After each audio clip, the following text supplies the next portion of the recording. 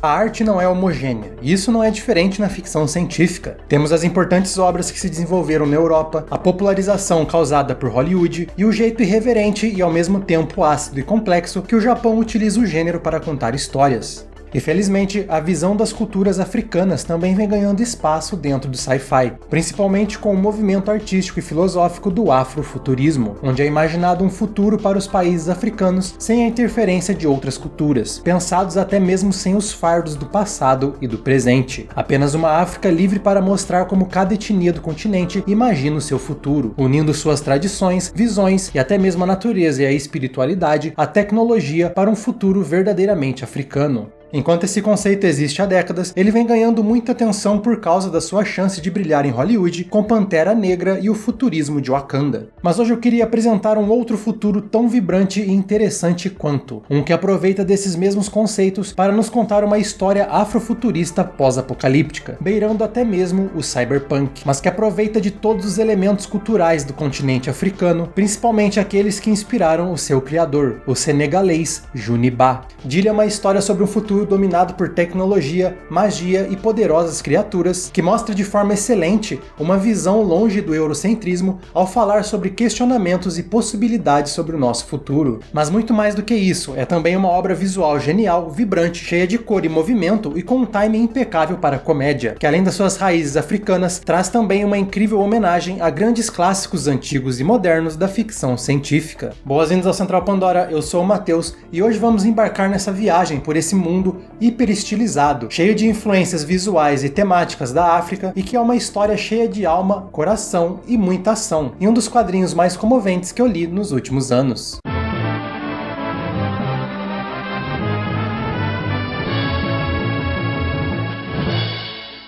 Dili é uma história que se passa em um mundo onde um poderoso feiticeiro chamado Solmaoro comandava com justiça e prosperidade, ajudando os diferentes reinos e regiões do mundo a partir da sua torre branca de marfim. Mas um dia ele simplesmente destruiu tudo. Os que sobreviveram tiveram que se adaptar a essa nova sociedade, a novas estruturas de poder e a tentar encontrar respostas para o que realmente aconteceu. Com isso acompanhamos a história da jovem Awa e do Mansur Keita, o último herdeiro de um dos reis do antigo mundo. Awa é uma Dili, uma espécie de conselheira dos reis, que usa sua música, a Dilia, para incentivar e aconselhar os líderes de seu povo. Mas em um mundo onde não existe mais realeza, ela apenas ganha dinheiro sendo uma Dili de casas noturnas e festas para aqueles que podem pagar. Mas mesmo assim, ela nunca perdeu a sua esperança de continuar tentando incentivar Mansur a cumprir o seu destino e seguir os passos de seu pai, um nobre rei que conseguiu manter o seu reino prosperando mesmo após a destruição causada pela Torre de Marfim, mas que um dia também viu a sua nação ser completamente destruída. A história nos mostra a aventura dos dois, passando por diferentes arcos menores, até conseguirem entrar na torre para confrontar o poderoso mago. Tudo isso enquanto precisam enfrentar as artimanhas de Miban, um lorde de guerra que ganhou poder e influência durante o caos causado pela destruição do mundo. O poderoso e impiedoso mago quer muito mais do que respostas no topo da torre. Ele quer se tornar o novo deus desse futuro pós-apocalíptico. O grande diferencial de Dilia como quadrinho é o uso da ficção científica no contexto da cultura de países africanos. Diferente da ficção científica mais tradicional, o afrofuturismo não distingue a magia da ciência. Aliás, os elementos mágicos fazem parte da ciência e vice-versa. É um tipo de narrativa que traz formas de estudar e dar símbolos para as ciências naturais, e isso é muito presente nessa obra. A magia e a ciência andam lado a lado para criar um ambiente muito distinto e cheio de personalidade. Elementos visuais das culturas africanas estão muito presentes, com Juniba usando conceitos visuais de mais de uma etnia para criar esse mundo. Um dos destaques, por exemplo, é a armadura de Mansur, que tem um quê de exoesqueleto altamente tecnológico, algo que ficou bem comum aí nos últimos anos, mas que tem o formato de uma máscara tradicional, assim como a sua lança energizada. Existe também o uso dos jujus, a presença de figuras míticas e divinas da África e até mesmo expressões da região que vamos aprendendo enquanto lemos a história. Isso faz de Dilia não só uma excelente história de ficção científica e uma ótima introdução ao afrofuturismo, afrofuturismo, como também a elementos das culturas africanas. O que mais me chamou a atenção em Dilia é como ela se comunica muito bem com outras obras da ficção científica,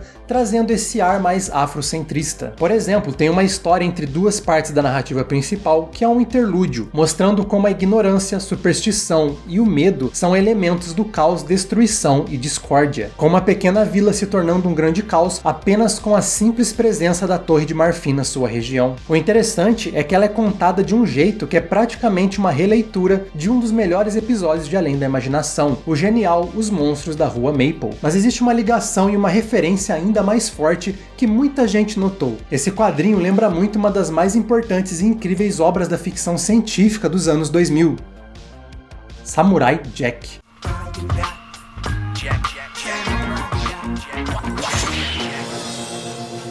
Samurai Jack tem um ambiente similar ao de Dilia, o mesmo tipo de futuro pós-apocalíptico que combina ficção científica e fantasia, também cheio de estilo graças à genialidade do mestre das animações, Genndy Tartakovsky. E isso não é acidental. Juniba já falou que uma das suas grandes influências foi a Cartoon Network na primeira década dos anos 2000, justamente o período em que o honrado samurai é enviado para o futuro distópico pelo mago Aku. Isso é realmente interessante porque Juniba une não só as suas referências da ficção científica e também as referências culturais do continente onde ele nasceu, como também esse sentimento de nostalgia pelos desenhos da Cartoon Network e muitas outras obras que ele cresceu assistindo. Juniba tem um estilo de arte totalmente único, cheio de cores e movimento, às vezes ele está entre o concreto e o abstrato, com uma capacidade excelente de equilibrar os dois, algo que merece bastante destaque. É um estilo que funciona muito bem com a combinação de ação e comédia, algo que permeia todo o quadrinho, novamente lembrando a obra de Tartakovsky. Esse foi seu primeiro romance autoral transformado em quadrinhos e é honestamente uma das melhores estreias que eu li até hoje. Eu realmente acredito que quem cresceu com as mesmas referências de Juniba vai ter algo para se apegar com esse quadrinho muito além da arte da história. Ela realmente parece que é uma sucessora espiritual de Samurai Jack,